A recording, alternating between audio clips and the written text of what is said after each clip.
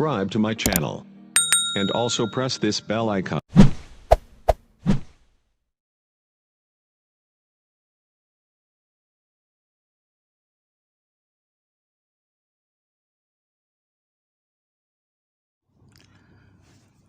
Andai kata aku bertanya di depan banyak orang, olahraga apakah yang paling diminati masyarakat?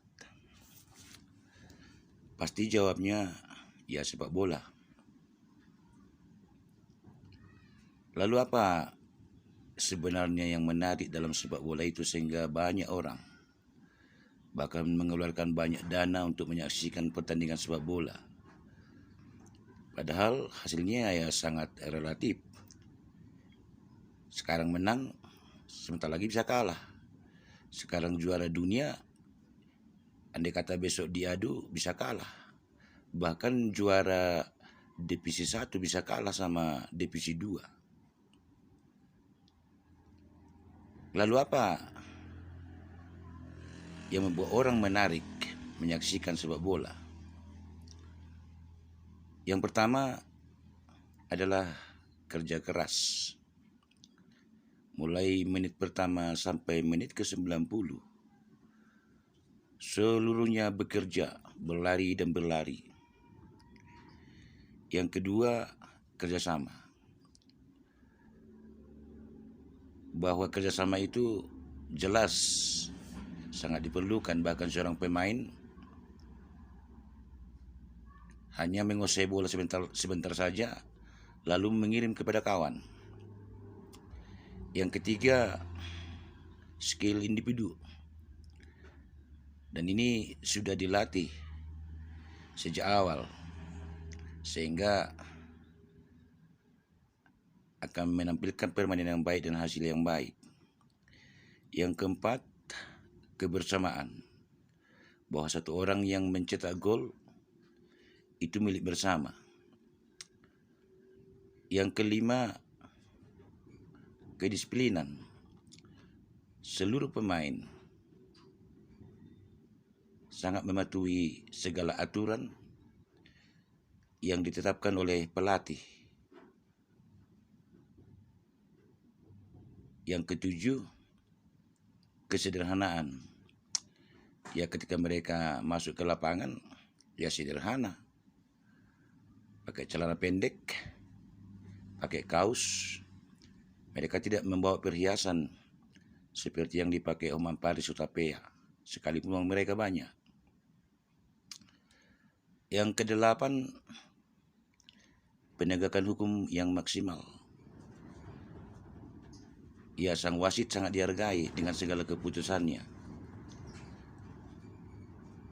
Itulah yang terjadi di lapangan sepak bola sehingga kita dapat menarik kesimpulan bahwa kerja keras, kerjasama, kebersamaan, skill, kesederhanaan adalah karya seni yang paling enak ditonton dan tidak bosan-bosannya untuk menonton. Lalu andai kata kita perbandingkan permainan sepak bola di lapangan hijau dengan permainan politik yang ada di negara kita, ya nggak ketemu, jauh beda. Karena pemain yang satu berkata harus dia yang menggolkan. Kalau tidak, ya Indonesia ini akan punah 20 tahun lagi. Sementara pemain yang lain sambil berlari mengiring bola, dia meneriaki penonton sambil berkata, "Awas PKI." Ya, sangat penuh dengan akal-akalan. PKI adalah luka lama.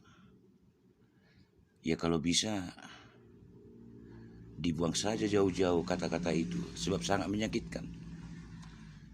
Karena penderitaan yang dihasilkan oleh peristiwa PKI itu ya sangat menyedihkan. Setelah PKI itu melakukan pembunuhan, lalu Presiden Soekarno mengeluarkan surat perintah 11 Maret kepada Jenderal Soeharto. Lalu Soeharto melirik ada sesuatu yang bisa diraihnya selain menumpas PKI, yaitu merebut kekuasaan.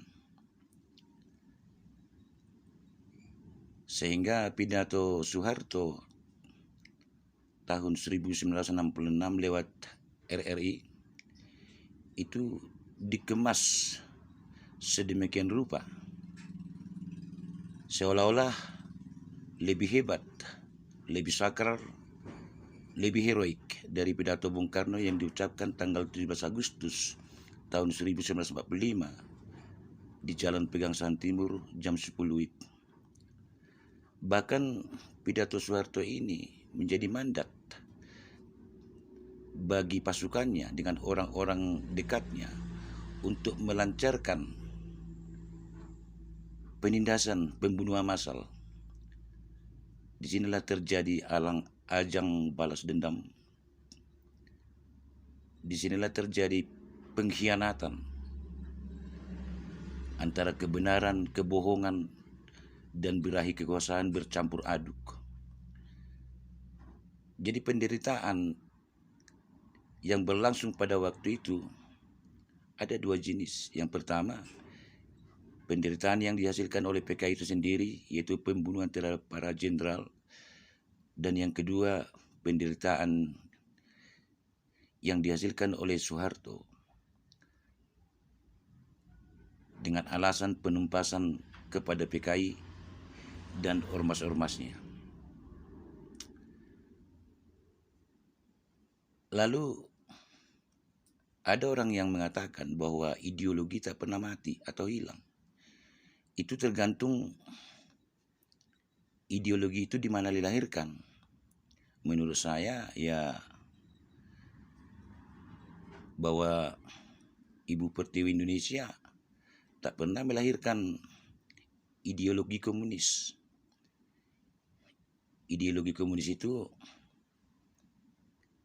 adalah barang rongsokan dari jauh dari bumi Indonesia. Yang menjadi pertanyaan, kalau PKI itu sudah tidak ada lagi, apa untungnya orang mengangkat isu PKI?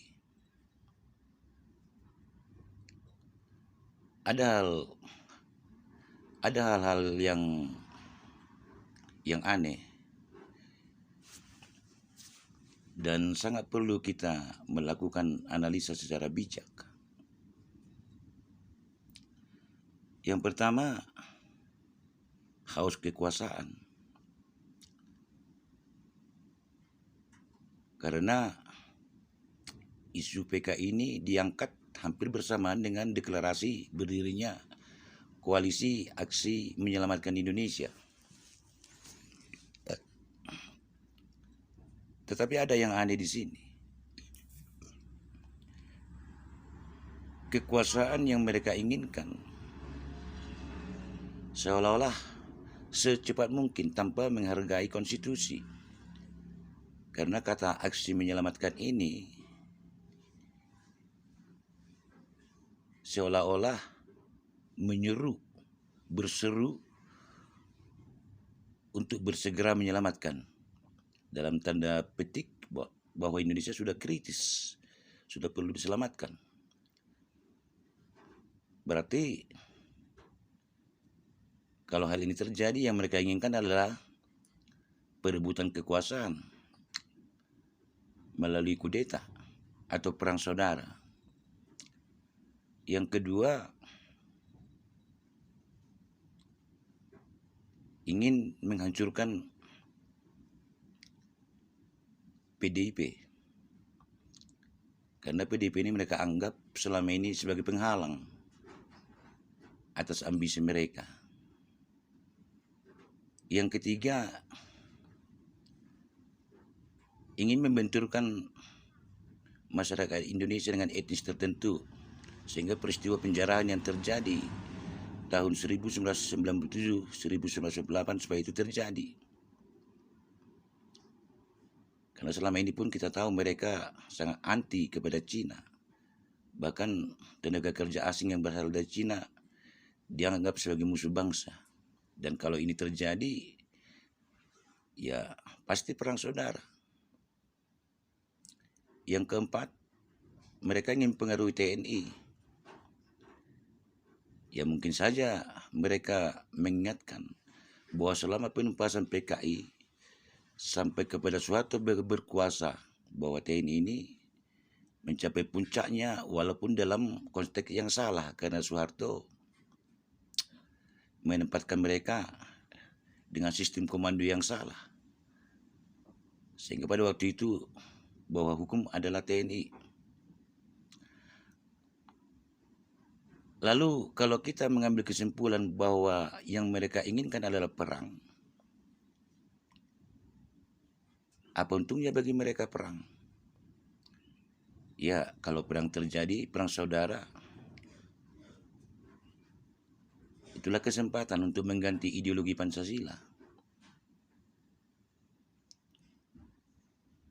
Bahkan kalau kita kaitkan dengan tokoh kita yang berada sekarang di Arab Saudi itu, selalu berkuar-kuar untuk menurunkan Jokowi dan neo-komunis, artinya itu mengajak perang. Yang terpenting di sini adalah kita selaku warga negara Indonesia. Jumlah mereka itu sangat sedikit, maka gerakan mereka tergantung kita. Kita percaya bahwa ideologi Pancasila itu lahir dari rahim Ibu Pertiwi, lahir dari keinginan luhur para pahlawan kita. Kalau sekarang orang-orang pintar atau di institusi tertentu melahirkan undang-undang, bisa kita menafsirkan itu sesuai dengan kepentingan golongan atau pengusaha atau banyak. Tetapi kalau yang dilahirkan itu tahun 1945, Pancasila dan konstitusi kita, pada waktu itu dia murni, dan itu lahir oleh keinginan luhur. Marilah kita menghargai, karena perpecahan dan perang saudara adalah menimbulkan penderitaan, dan yang diuntungkan hanya orang-orang yang tertentu yang ingin membelokkan sejarah. Saya yakin orang-orang tertentu atau kelompok orang tertentu yang memprovokasi, yang memprakarsai perang saudara di Suriah hingga hari ini, mereka tak pernah ikut berperang. Setelah keinginan mereka tercapai, ya di hari pertama mereka udah lari ke Dubai, sebab orang itu orang kaya, raja minyak. Ya dari puncak Burj Khalifah mereka memandang ke Suriah, asap mengepul, lalu mereka tersenyum. Berhasil. Itu kata mereka. Apakah hal yang sama boleh terjadi di Indonesia? Ya bisa. Buktinya, jangankan perang dimulai, sangkakala perang belum berbunyi, orang yang kita hormati itu udah pada lari ke Arab Saudi, hingga hari ini belum kembali. Nah inilah yang perlu kita waspadai selaku warga negara. Apa yang lahir dari rahim Ibu Pertiwi dan perjuangan-perjuangan para pahlawan kita wajib kita hargai. Mengenai konstitusi kita, ditetapkan di sana bahwa presiden itu adalah kepala negara. Otomatis dari ujung kaki sampai ujung rambut, Jokowi itu adalah kepala. Yang menjadi pertanyaan, di manakah kepala itu diletakkan? Udah pasti di badan, tepatnya di atas leher. Berarti Jokowi itulah kepala, dan kita dari ujung kaki sampai leher adalah anggota tubuh. Yang terpenting di sini adalah bagaimana kita harus menilai apakah sang kepala ada keinginan luhurnya, ada niatnya, hati nuraninya untuk menghiasi kita tubuhnya. Menurut saya sangat besar. Bahkan bukan hanya rakyat Indonesia yang mengakui hal itu. Luar negeri pun banyak yang mengagumi Pak Jokowi. Oleh sebab itu, mari kita menghormati sang kepala.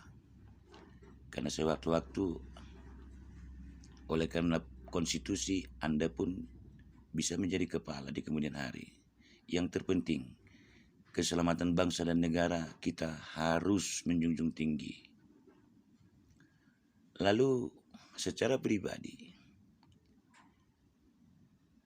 penilaian terhadap Jokowi, menurut saya,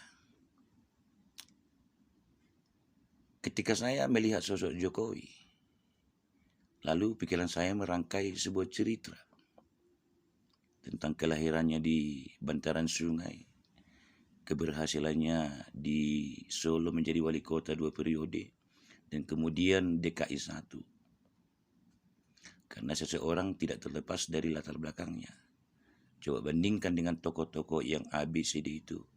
Bagaimana latar belakangnya. Nah kemudian, ketika Jokowi berkuasa ada hal-hal yang saya lihat menarik. Yang pertama, beliau memerintah sambil pegang pelita yang menyala sehingga terang benderang. Ya mungkin cahaya pelita inilah yang mengusik beberapa tokoh kita, di mana perbuatan mereka terlihat oleh cahaya pelita yang dipegang oleh Pak Jokowi, sehingga apa yang diperbuat Jokowi selalu salah. Nah yang kedua, zaman sebelum Jokowi banyak tokoh-tokoh kita yang tanpa kerja dapat uang. Ketika mereka bangun dari tidur, ya handphonenya teriak bahwa uang udah masuk ke rekening mereka. Dan kita percaya itu dengan banyaknya dana ormas. Bahkan ketika mereka mendapatkan dana ormas baik dari APBN, APBD, bahkan berbagai perusahaan. Lalu setelah Jokowi berkuasa, bukan handphonenya yang berteriak, tapi Pak Jokowi kerja dan kerja. Lalu mereka terusik. Barangkali inilah yang disebut dengan Pak Ahok ular piton itu. Terus selanjutnya, Pak Jokowi ini begitu cerdas dan bijaksana. Kalau Soeharto itu begitu melekat dengan Golkar, Megawati ya, sangat melekat dengan PDP, demikian juga SBY ya sangat melekat dengan Demokrat. Jokowi sangat pintar mengatur jaraknya dengan partai pengusung. Sehingga kalau kita bandingkan dengan para anggota DPR pada saat ini dengan pada saat SBY ya sangat jauh berbeda. Berapa yang ditangkap, bahkan Menteri SBY, anggota DPR dari Demokrat, bahkan dari partai pendukung. Bukan hanya di pusat saja mereka yang bermasalah, sampai ke daerah lah. Kita masih tentu mengingat bagaimana anggota DPR yang berasal dari PKS itu melobi Gubernur Sumatera Utara soal impor sapi. Dengan rakusnya mereka melahap. Tetapi di era Jokowi, anggota-anggota DPR baik dari PDP maupun partai pendukung ya kurang berani. Nah barangkali inilah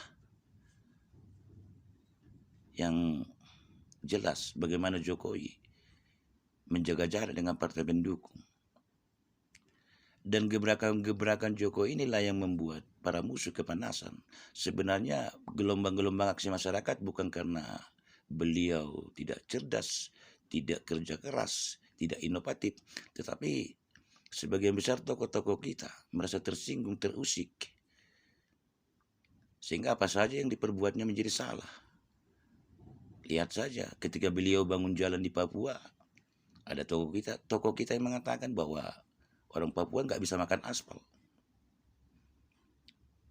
Dan ketika ada keinginan anak-anak beliau mencalonkan diri menjadi kepala daerah di Solo dan di Medan, itu juga dipersalahkan.